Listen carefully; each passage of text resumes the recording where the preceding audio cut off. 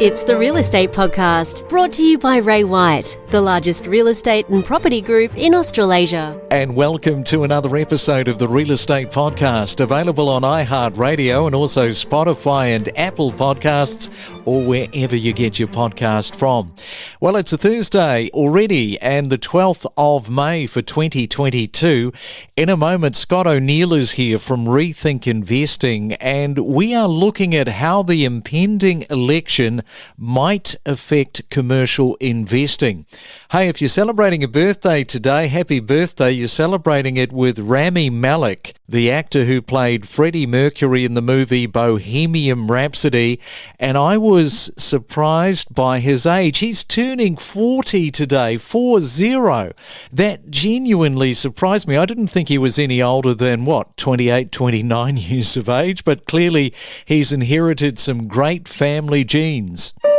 It's the Main Centre forecast with propertybuyer.com.au. Okay, let's have a look at your weather today, and it's a good morning to Sydney, where you can expect some rainy bits during the day and a high of 23 degrees. Melbourne, 1 or 2 showers and a coolish 19 degrees. Brisbane expecting some rain with 24. And in Perth, also some rain and possibly some of it heavy and just 18 degrees today. Enjoy your morning coffee. Wake up every morning to the Real Estate Podcast. Well, if you're wondering what is happening with that all-important metric of views per listing, which helps to measure the supply and demand in the real estate industry, the steepest monthly declines in views per listing was seen in Hobart, down 16%. Canberra was down to 13.2 and Sydney down to 12.4. And when it comes to the median number of days a property was listed on realestate.com.au in April, it increased 2 days month on month to 35. And properties sold more slowly last month in every state and territory except for South Australia and the ACT. So not all states are equal. Informing you on real estate. Let's Talk Commercial, a podcast series with Scott O'Neill. Yes, it is that Thursday time, and we're going to be having a look at the election and how the election affects commercial investing. But first, let's get to Scott from Rethink Investing. Good morning, Scott.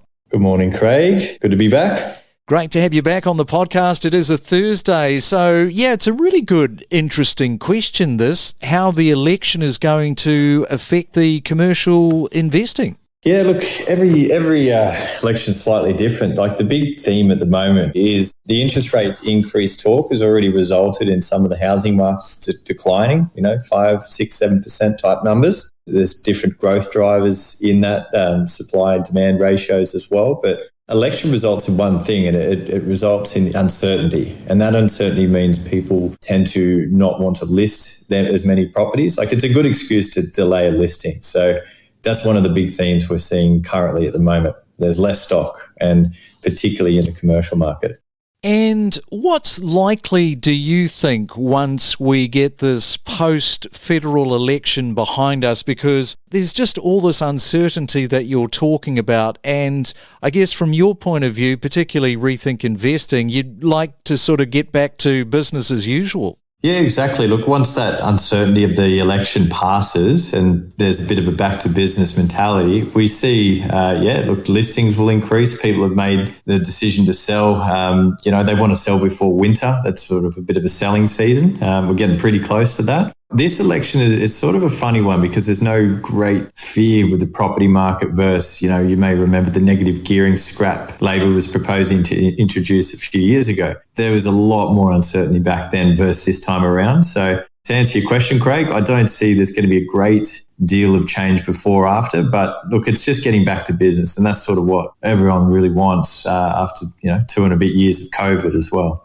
And I guess, the investors that are out there, because of that uncertainty from the commercial investor's point of view, they will sort of pick up on different things that each party are saying. And I guess we could highlight now whether there is any one particular party that would actually assist the commercial investor. Yeah, interesting question. There's virtually no real difference between the two parties this time. As you know, Labor scrapped the abolishment of negative gearing. That would have made a big difference to the market.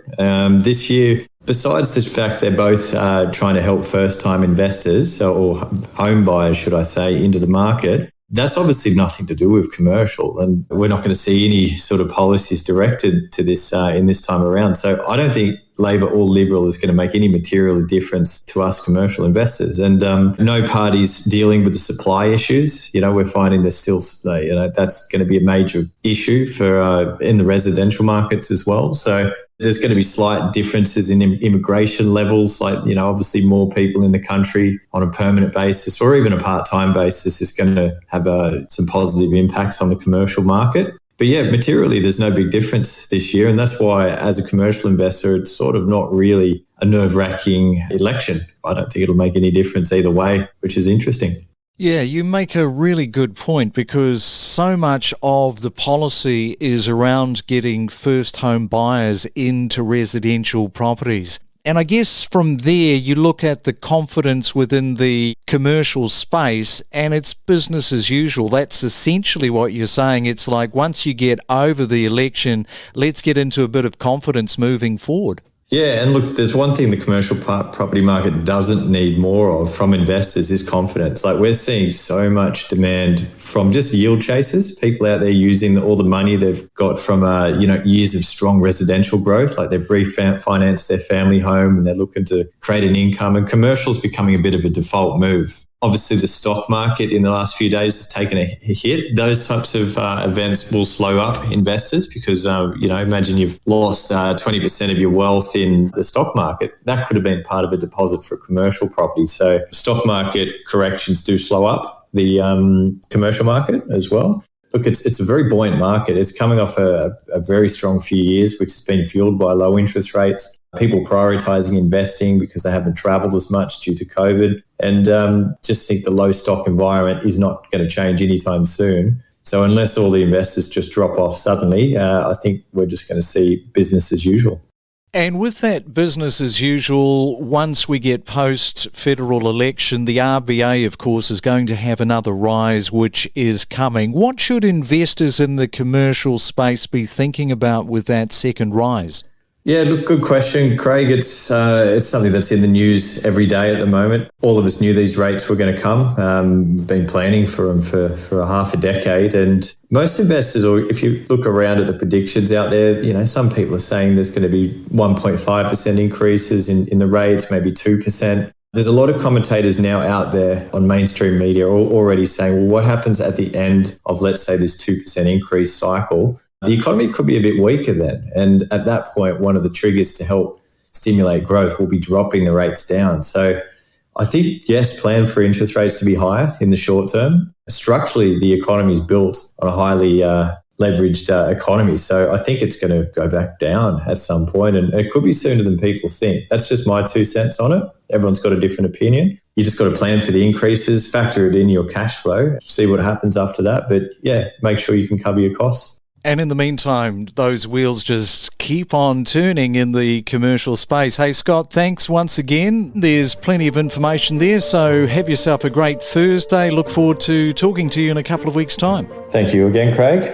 We connect you to the best real estate information across Australia. The Real Estate Podcast.